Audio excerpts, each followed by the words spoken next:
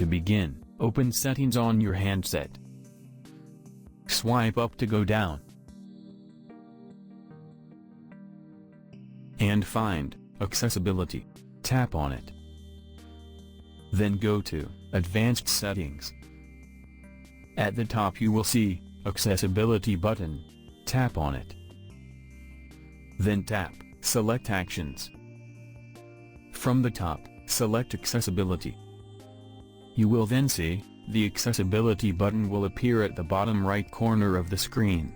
Tap this button to open the Accessibility menu, which provides shortcuts to various accessibility features. To customize the navigation button, go to Advanced Settings. Then select Accessibility button. Now go to Select Actions. Now tap on the features you want to add as shortcuts on the Accessibility button.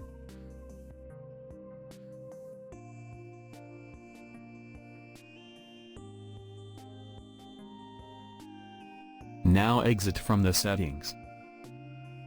If you tap on the Accessibility button, you will see the shortcuts of your selected features. Now tap Edit Shortcuts.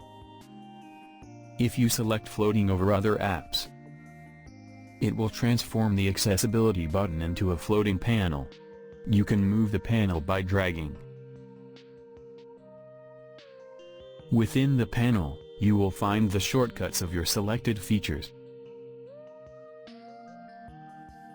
You can also change the size of the floating button. Disabling Fade when not in use prevents the floating button from fading while using those features. You can adjust the transparency of the floating button as well.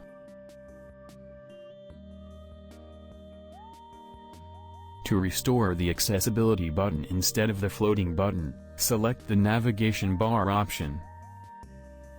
So in this way, you can turn on and use Accessibility button on Samsung Galaxy S24 Ultra.